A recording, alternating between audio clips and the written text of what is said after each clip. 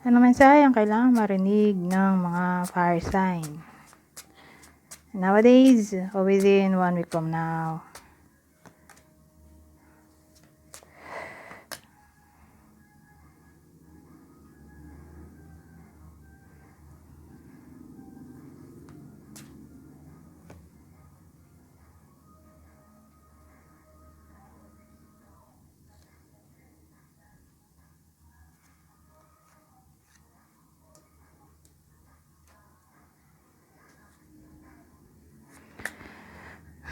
So, anong meaning nito? Inisip ko kung relationship ba to o work. Kasi ang dating, kung work to, naging stagnant yung connection nila o nyo. Siyempre kayo yung bida dito. For some reason, parang nasa beginning ng stagnation. Yung tawag dito, nagsisimula pa lang maging stagnant yung sitwasyon dun sa workplace. Lalo na kung yung workplace ay may kinalaman sa anything na nagdi-deal sa communication, transportation, delivery,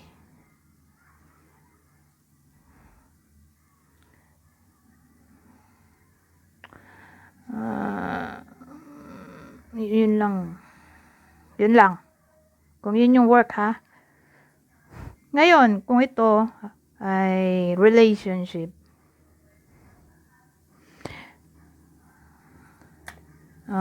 may flirtationship na nangyayari, oh. Whether kayo to na nakikipag-flirt o person nyo, kung meron man. Ay, malamang meron kasi relationship reading to. So, para sa iba na nasa relationship reading, halimbawa lang, nasa no contact. For some reason, bigla na lang no contact. O, ewan ko, bigla na lang hindi nag-reply, na-disconnect kayo. Ang tagal niya mag-reply, well, sad to say, mukhang may ka-flirt siya. Mas bata sa'yo. Tatama lang yung reading natin sa babae. Okay? Hindi naman kasama yung lalaki, kaya wag mangamba. Yung babae lang.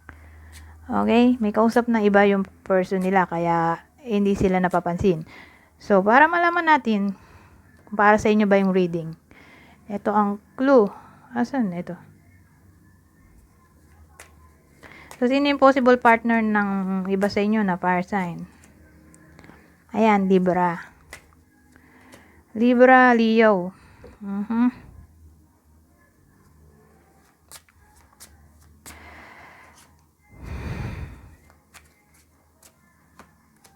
Oh. Ano naman to? Inisip ko magkarugtong siguro to.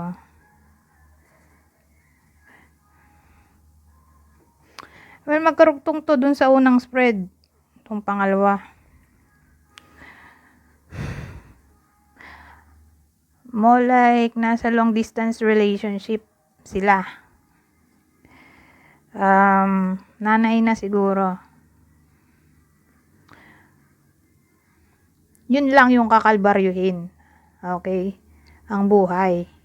So, kung di ka nanay, hindi ka kailangan mag-worry. Okay?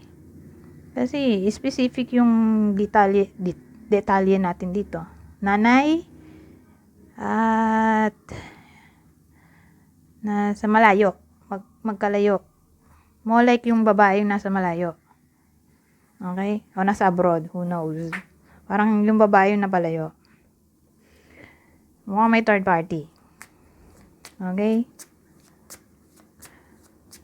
So again, magkarugtong lang sila. Ito pa rin yung partner. Libra, Leo.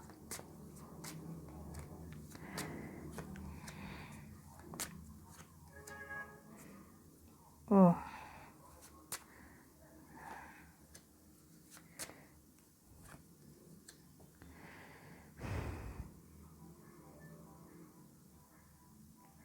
Magkarugtong pa ba to? Hindi na siguro. Itong pangatlo, Hindi na karugtong nung pang-una at pangalawa. Magkaiba na to. Well, may lalaki tayo dito. Obviously, lalaki yung bida. Pero, yung lalaki natin dito, hindi siya poor. Okay? Educated siya na may trabaho. So, more like middle class to high class. Kasi ang dating parang nasa crossroads siya nowadays sa kanyang pinagtatrabahuhan.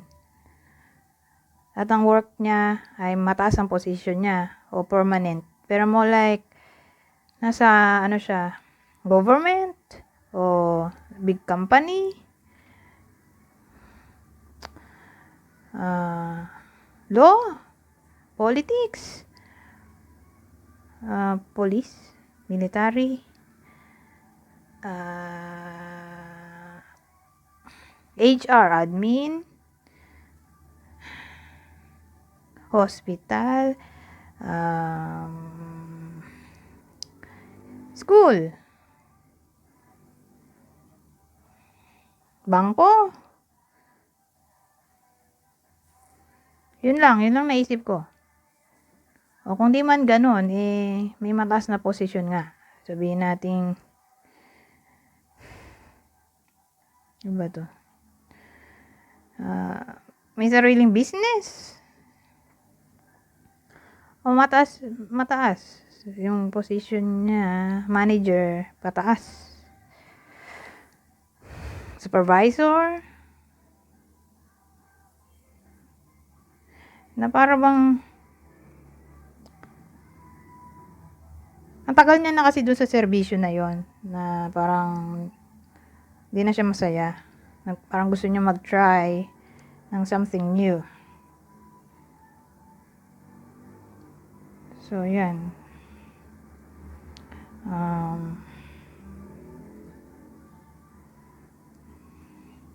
Siguro naisipan niya kung magre-resign na ba siya o mag-stay pa rin. Pero more like matagal na siya sa serbisyo. Mga 10 years and above.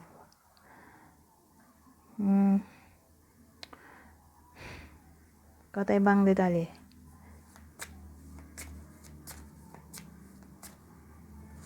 Ay, sino pala tong lalaking to pero kayo lang naman to Fire sign pa rin to. Fire sign na lalaki, ha?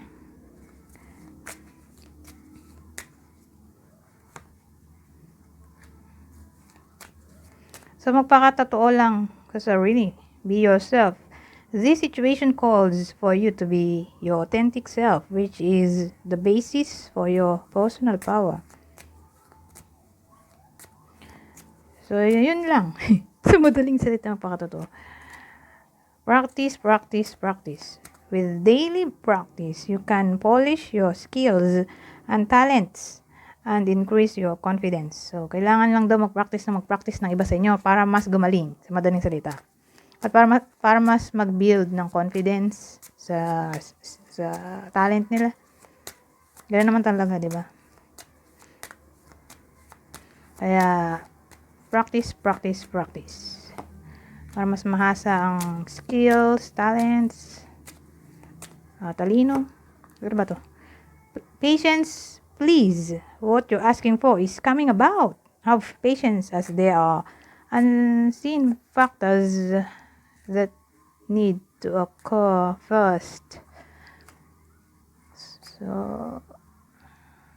kung ano man daw ang tinatanong mo, whether sa sarili mo o sa ibang tao, na para bang wish, mangyayari naman. Pero kailangan mo lang maging patience dahil may mga bagay-bagay na kailangan mo nang mangyari bago magkatotoo yung gusto mong mangyari.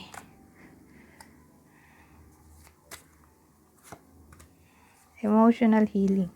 As your heart heals of old emotional pain, you receive new blessings and love. So, sa madaling salita, mag-move on. Pag naka-move on na daw yung iba sa inyo mula sa emotional pain, doon pa lang makaka-receive ng blessing. New blessing at new love, OMG. So, move on na para dumating na ang Miss Mr. o Mr. Right o Miss Right.